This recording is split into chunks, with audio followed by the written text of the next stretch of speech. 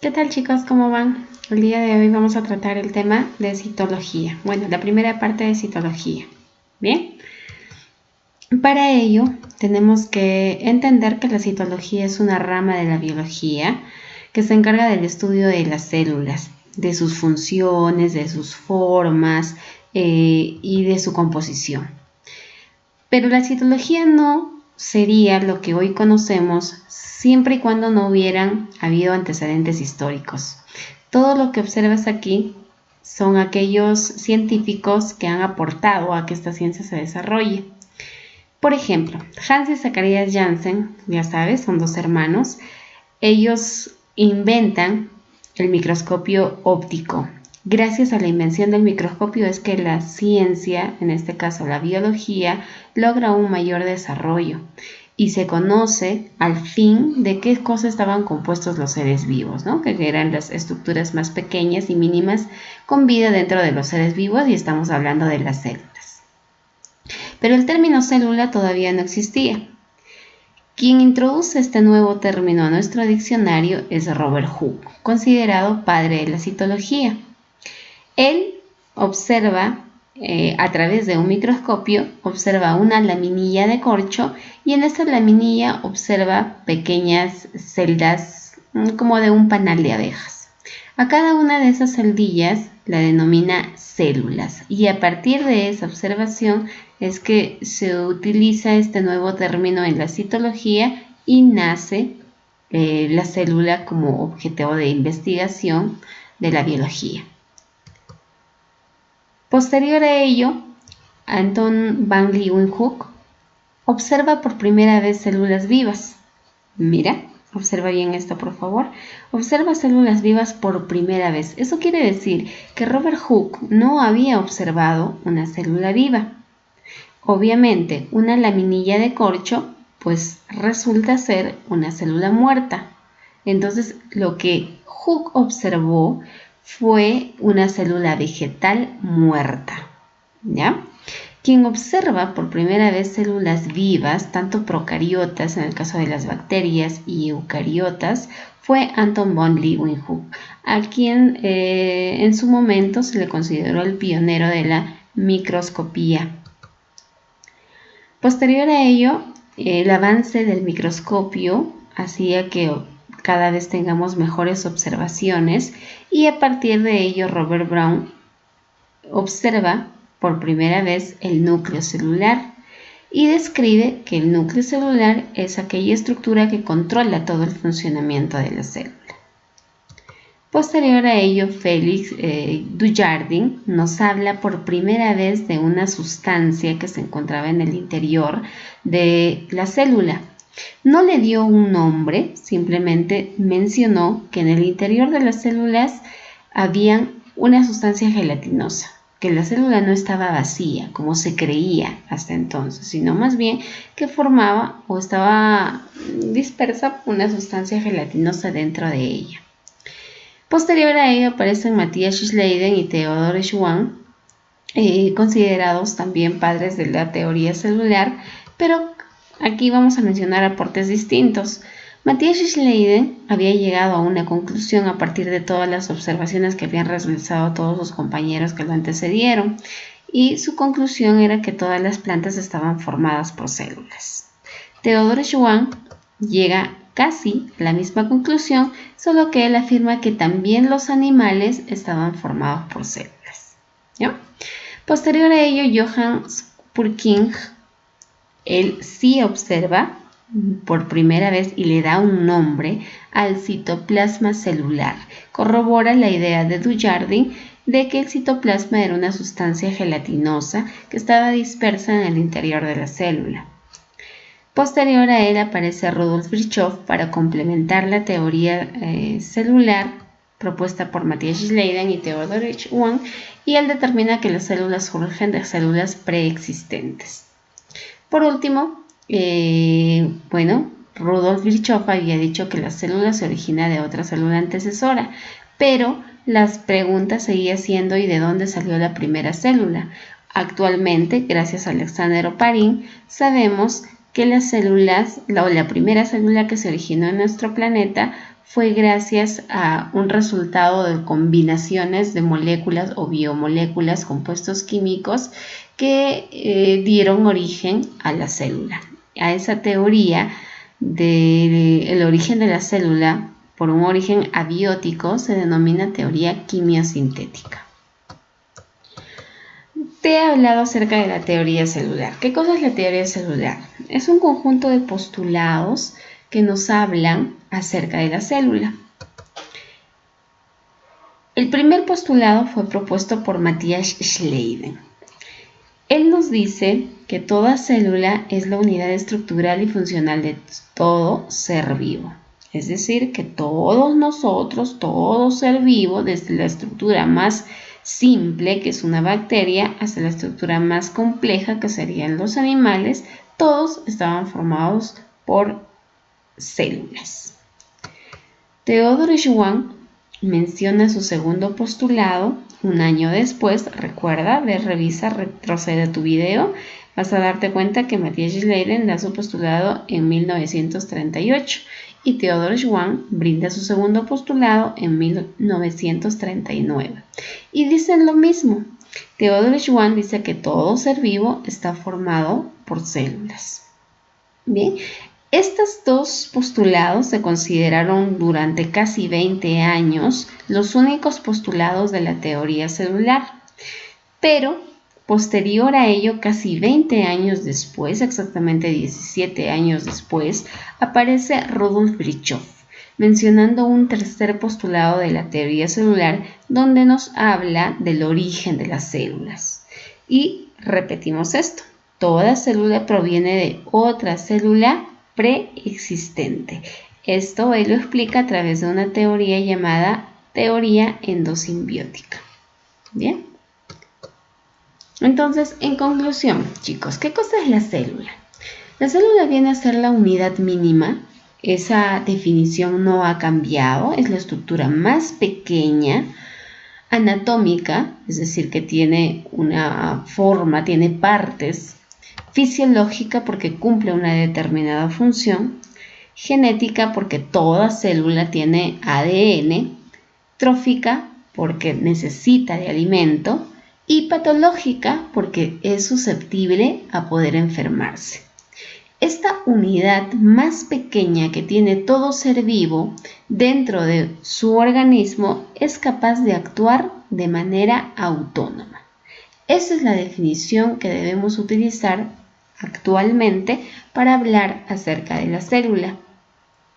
Y como tú debes saber, pues no existe un solo tipo de célula. Existe una gran variedad de células. Para ello vamos a clasificarlas de acuerdo a diferentes aspectos. Por ejemplo, los vamos a clasificar según el número de células. En este caso vamos a clasificar a los individuos. Existen individuos unicelulares e individuos pluricelulares. Los unicelulares están formados por una sola célula. Por ejemplo, aquí tenemos a un protozoario. Este es un paramecio, ¿ya? Que están en este grupo. Y tenemos a los organismos que están formados por varias células. En este caso tenemos a las células vegetales que en su conjunto van a formar un tejido. ¿Ya? Entonces, unicelulares tendríamos a las eubacterias, arqueobacterias, los protozoarios y las levaduras, que son hongos unicelulares. No hay más organismos unicelulares, por si acaso. Los pluricelulares son todos los demás, las algas, hongos, plantas y los animales. También podemos clasificar a los individuos según su nutrición, ¿ya? Aquellos que tienen nutrición autótrofa, quiere decir que elaboran su propio alimento.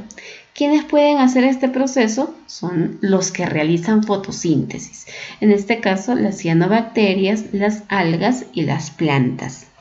Serán heterótrofos aquellos que al no poder realizar fotosíntesis necesitan alimentarse de otros individuos, por ejemplo las bacterias, protozoarios, hongos y animales. Pero acá hay un individuo nuevo, es un individuo mixótrofo.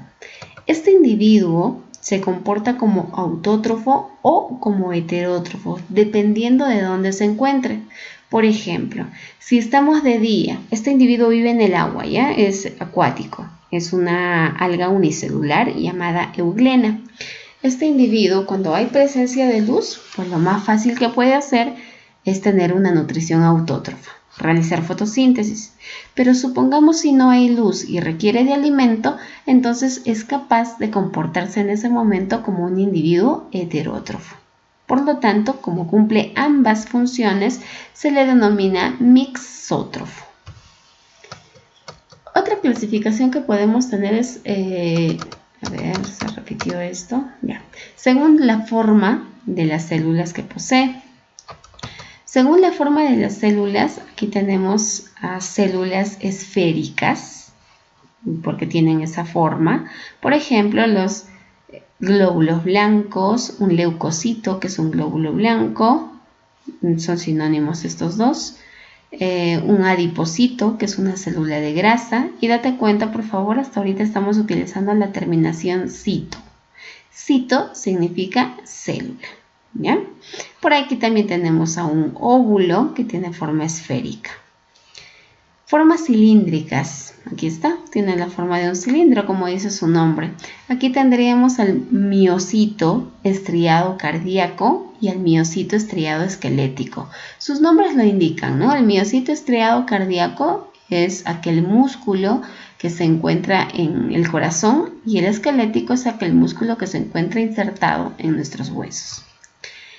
¿Qué células tienen forma estrellada? Por aquí puedes observar.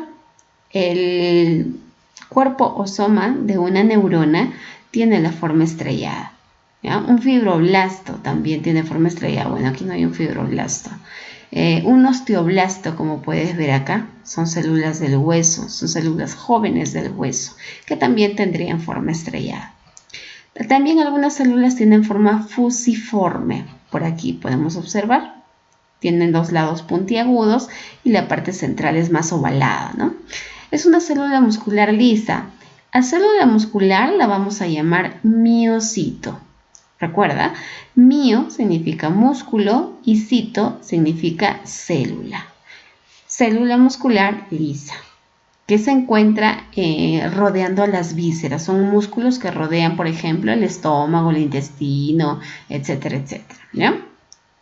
Formas filiformes. Aquí tenemos a un máximo representante que es el espermatozoide. Se llama filiforme justamente por la colita que posee, la que le adquiere movimiento. Bicóncava. Tenemos aquí a los eritrocitos que tienen como sinónimo glóbulos rojos. Eritro significa rojo y cito significa célula. Los glóbulos rojos se caracterizan por ser como monedas. Viéndolos de forma frontal lo observamos de manera esférica, pero si lo miramos de costado lo observamos planos. A esa forma se le llama bicóncava. Hay células que tienen fórmula cúbica. Por ejemplo, las células epiteliales, las células de la piel, las células que tienes en tu cara, por ejemplo, tienen forma de un cubo, ¿ya? Algunas tienen vellos en la parte superior, cilios en la parte superior. Tenemos formas poliédricas de la célula vegetal. Con la célula vegetal no hay mayor inconveniente, ya que toda célula vegetal va a tener esta misma forma. Se caracteriza por ser poliédrica o también llamada hexagonal o también llamada forma geométrica, porque tiene una forma bien definida. Mientras que hay algunas otras que ni siquiera tienen forma. Por ejemplo, la ameba. Amorfa, sin forma. No tiene una forma definida, ¿ya? Lo que quiero que identifiques aquí es la diferencia entre las células animales y las células vegetales. Hemos mencionado solamente una sola célula vegetal que está por acá. Eso quiere decir que toda célula vegetal va a tener una forma geométrica, mientras que eso no ocurre con las células animales. Todo lo demás que estás observando son células animales y estas células, como puedes ver, adquieren formas distintas.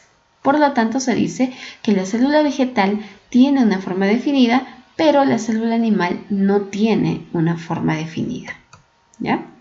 Y también podemos clasificar a las células de acuerdo al tamaño que tienen. Células macroscópicas son aquellas que miden más de 100 micras. Por ejemplo, el óvulo es una célula macroscópica. a ver, chicos, por aquí hay un error, ¿ya? Las bacterias y los espermatozoides son células microscópicas, mientras que la yema de huevo, el óvulo y la neurona son células macroscópicas. Aquí me quinceé, ¿ya? Por favor, esto tenlo en cuenta. Las células microscópicas miden menos de 100 micras. ¿De acuerdo? Y ahí tenemos a las bacterias, a los espermatozoides, que son células microscópicas. La yema de huevo, que tú la conoces, es una célula bastante grande, macroscópica, el óvulo femenino y una neurona, que en el caso de los animales más grandes resulta que puede llegar a medir hasta 1 metro. Por ejemplo, en el caso de las jirafas, los elefantes, una neurona puede llegar a medir hasta más de 1 metro, ¿ya? Aunque parezca sorprendente. Pero la clasificación que más nos interesa y la que vamos a desarrollar es según su evolución o según su complejidad. Vamos a dividir a las células en dos, células procariotas y células eucariotas. La célula procariota es una célula bastante simple, bastante sencilla, como la puedes ver. Tiene muy pocas estructuras dispersas en el citoplasma. Mientras que la célula eucariota es una célula muy compleja, la más compleja que existe. Como puedes ver, se divide en célula vegetal, por la forma lo puedes distinguir, y célula animal, ¿ya? También lo puedes distinguir por su forma. Comparamos estas tres células, puedes darte cuenta que la procariota tiene, repito, pocas estructuras en su citoplasma, mientras que la eucariota tiene muchas estructuras en su citoplasma, y eso hace que ésta sea más compleja. Las células vegetales las presentan las algas, las plantas, y las células animales las presentan los protozoarios, los hongos y los animales, obviamente. ¿Bien? Así que ahora, de acuerdo a esta complejidad, eso es lo que vamos a analizar profundamente. El estudio de la célula procariota y el estudio de la célula eucariota. En esta oportunidad vamos a hablar exclusivamente de la célula procariota. El término procariota viene de dos vocablos griegos, pro, que significa antes, y carión, que significa núcleo. Es decir, antes de que apareciera el núcleo en nuestro planeta, primero apareció esta célula, llamada célula procariota, ¿ya? Características de esta célula procariota. Como puedes ver en la imagen, es una célula bastante simple, ¿ya? Es la célula más simple que existe.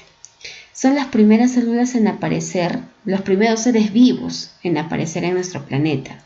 La característica más representante de esta es que no posee un núcleo definido.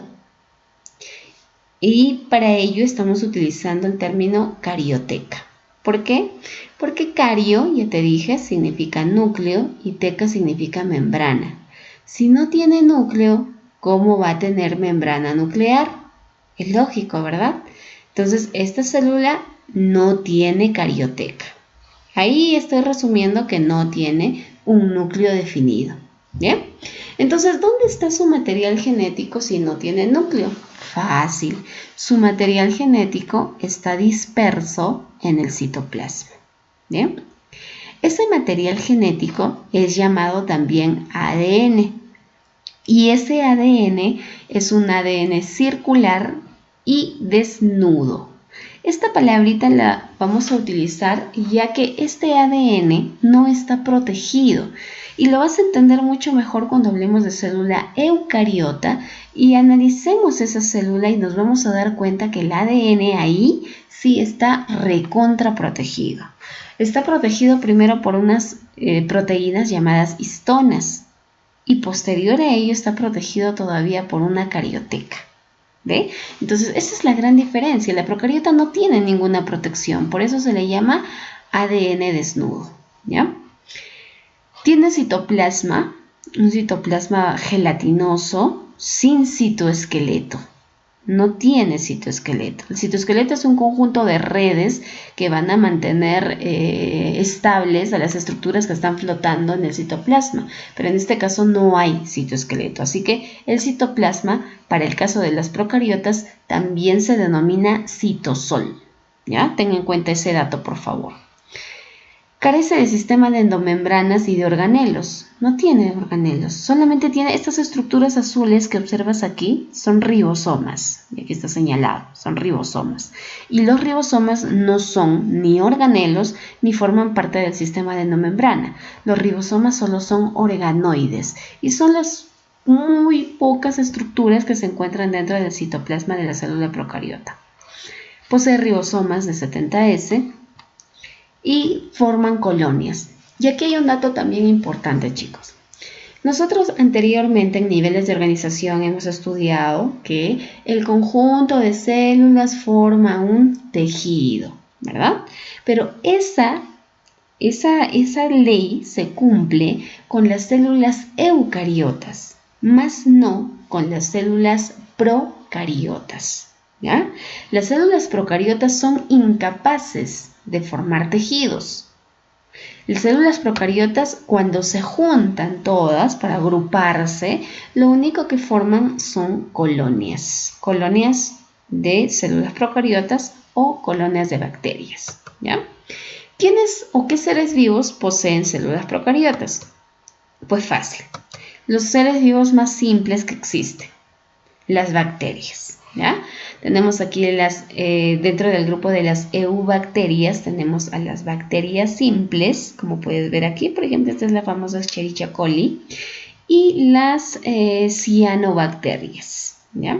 Las cianobacterias son aquellas bacterias capaces de realizar fotosíntesis, por si acaso. Las bacterias comunes no pueden realizar fotosíntesis, ellos son heterótrofos, ¿ya? Y tenemos también a las arqueobacterias, que ya las conoces, son bacterias extremas o bacterias antiguas. Estas bacterias pues soportaron todas las condiciones que tenía nuestro planeta cuando recién se formó. Entonces todo lo que termina en bacteria está formado por células del tipo procariota y además de ello son unicelulares todas, ¿ya? Observemos. Ya, me olvidaba. El procariota, sinónimos. También se le puede llamar célula procaria o también se le puede llamar procito. Bien. Lo que me interesa ahora es la estructura de una célula procariota. Como toda célula, tiene 4 partes principales: la envoltura celular, la membrana celular, el citoplasma y el material genético. Bien, en este caso no puedo decir núcleo, porque no tiene núcleo, entonces menciono al material genético. La envoltura celular, observa bien la imagen, aquí tienes 1, 2, 3 capas. 3 capas, ¿ya? 2 de esas capas forman parte de la envoltura celular, que son la cápsula bacteriana y la pared celular. Bien. Debajo hay una capa mucho más delgada, llamada membrana celular, que es una capa totalmente distinta.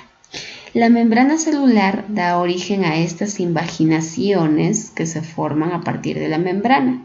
Cuando la membrana, que es lisa, por aquí está ya, la membrana que es lisa, se transforma en una invaginación, esa invaginación se denomina mesosoma.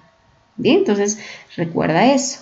La membrana celular da origen a los mesosomas y los mesosomas son estructuras que solamente las vamos a encontrar en una célula procariota, ¿ya? En el interior de esa membrana celular hay una sustancia gelatinosa dispersa. ¿Cómo se llama? Citoplasma.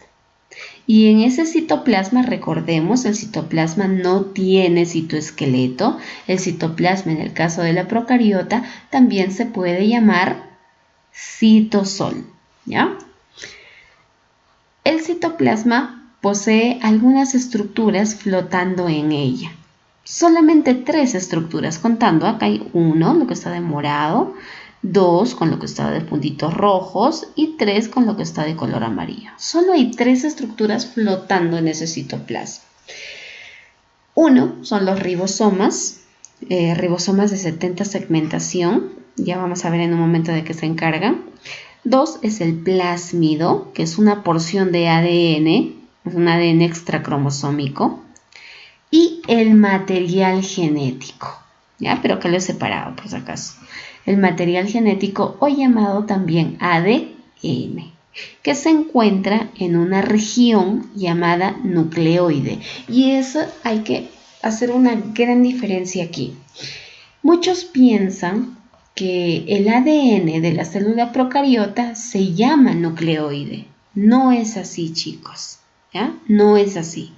El ADN, miren bien aquí, son estos filamentos de color azul. Ese es el ADN. Y lo que está de color morado, donde están esos filamentos, se llama nucleoide.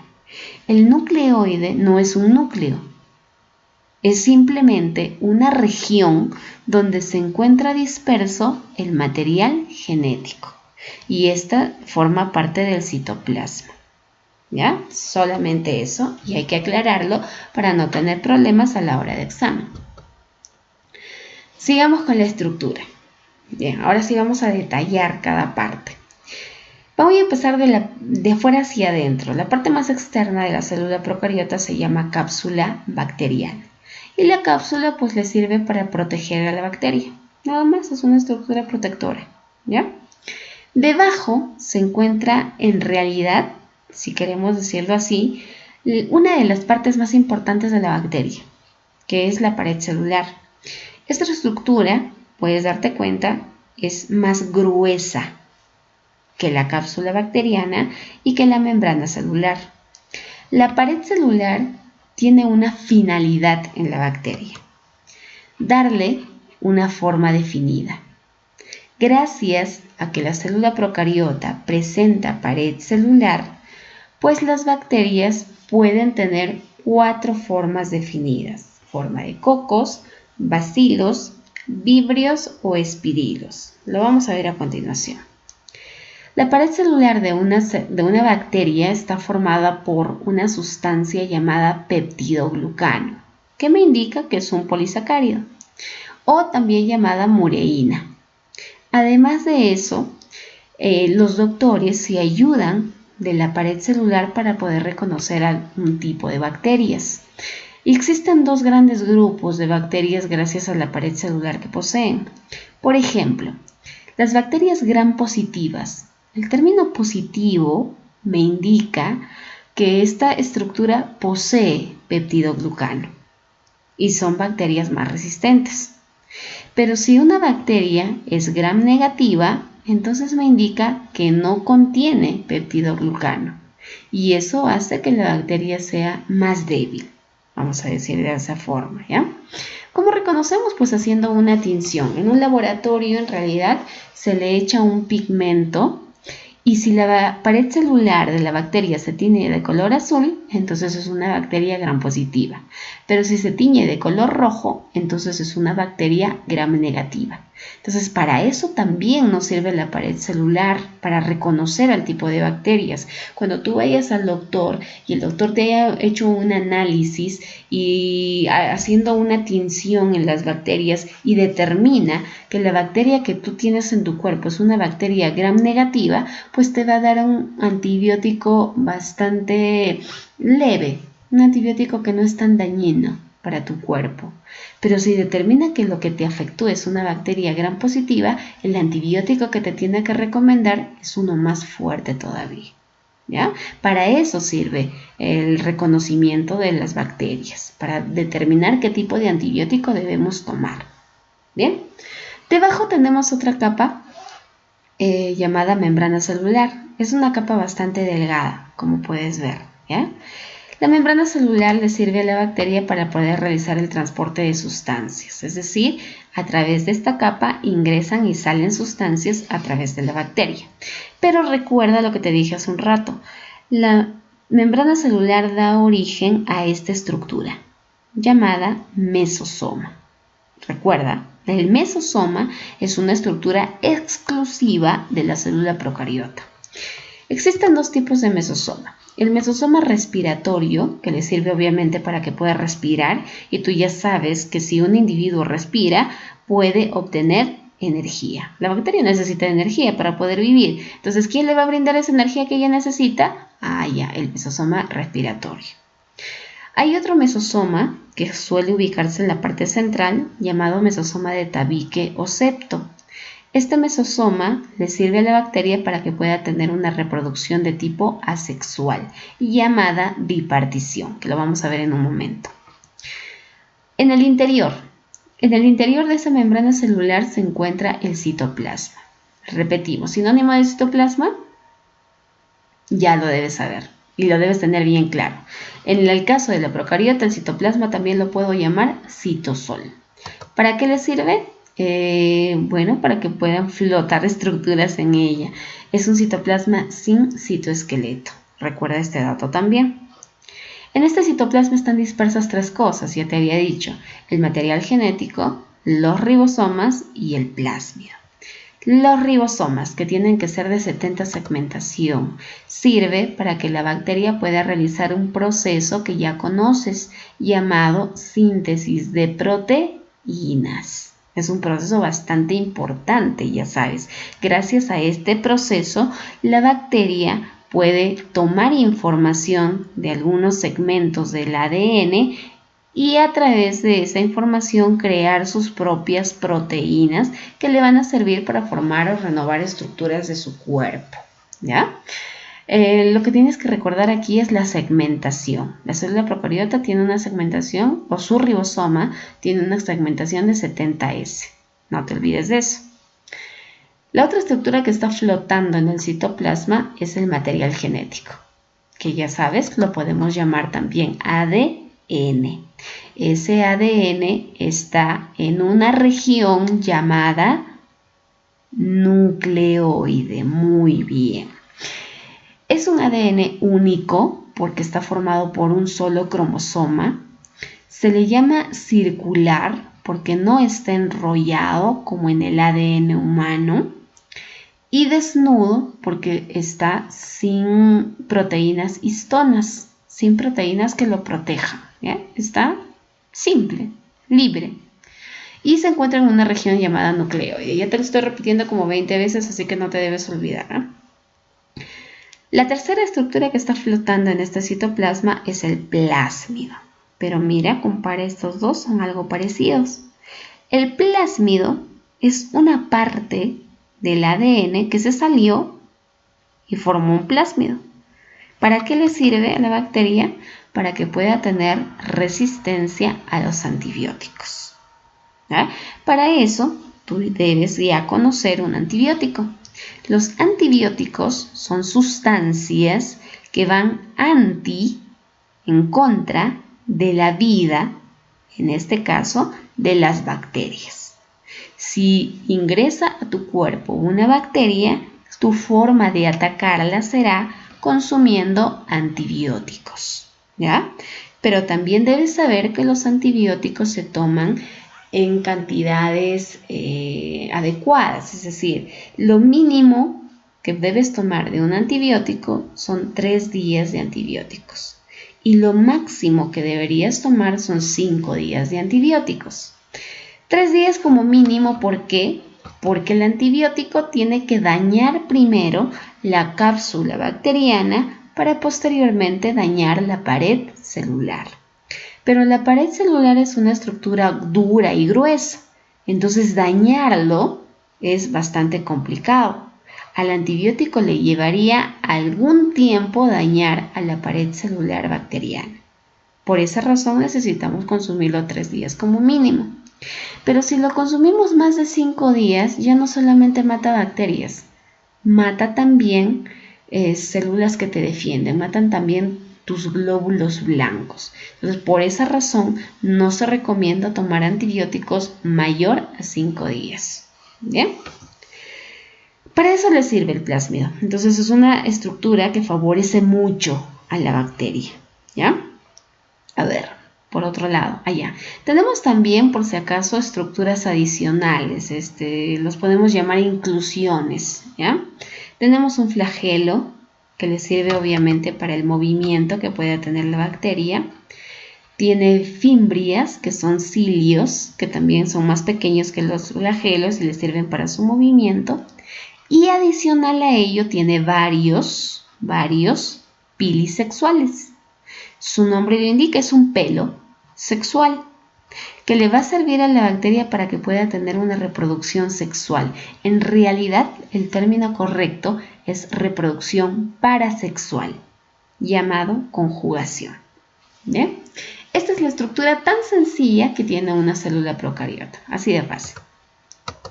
Veamos por último la reproducción de las bacterias, ¿ya? Te había hablado de dos tipos de reproducción, si recuerdas, de una reproducción asexual y de una reproducción sexual. Las bacterias pueden tener ambos tipos de reproducción. Si tuviera una reproducción asexual, obviamente las células hijas serían idénticas a la célula progenitora, ¿no es cierto? Por aquí tenemos.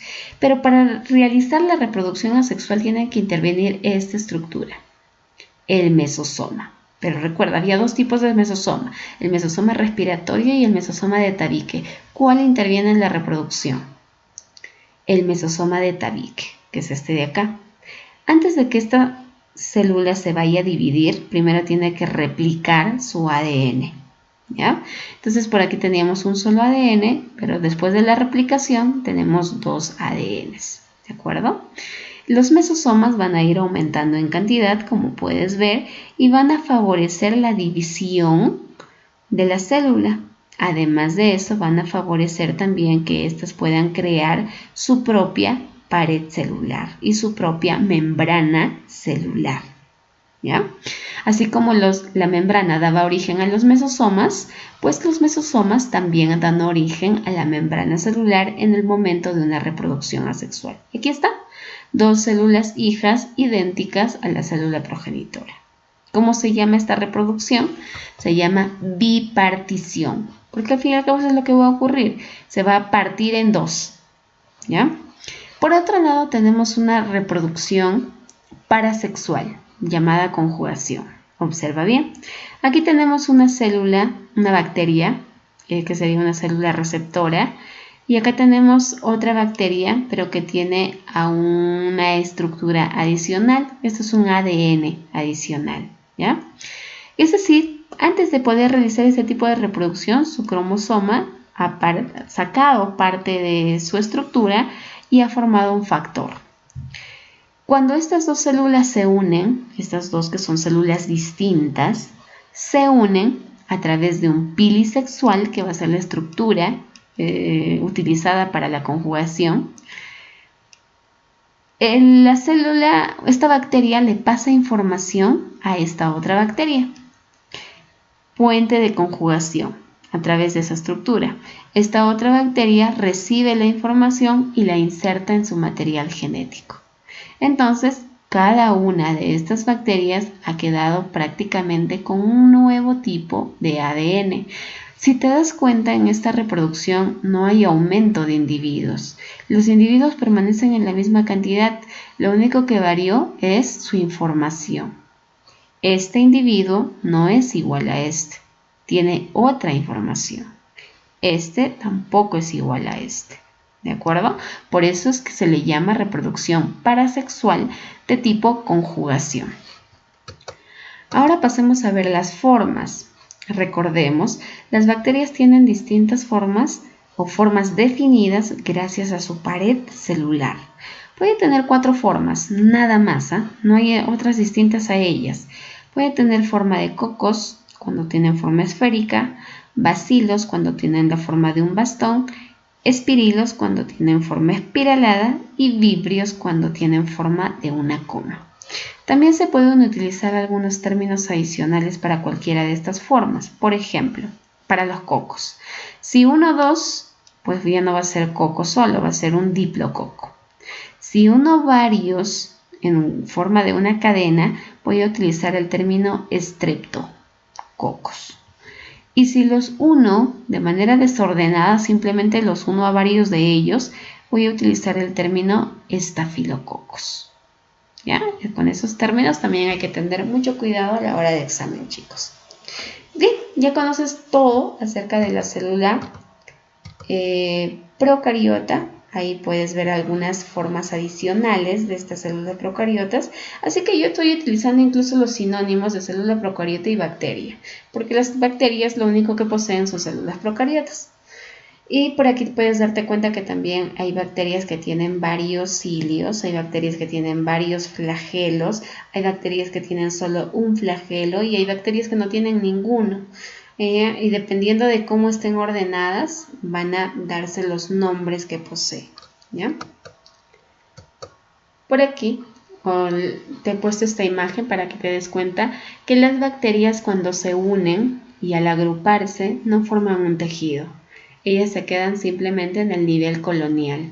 La agrupación de bacterias forma colonias.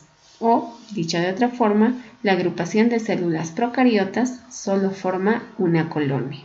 Bien, entonces en la siguiente clase nos vamos a estar viendo hablando de la célula eucariota. Chao, chicos.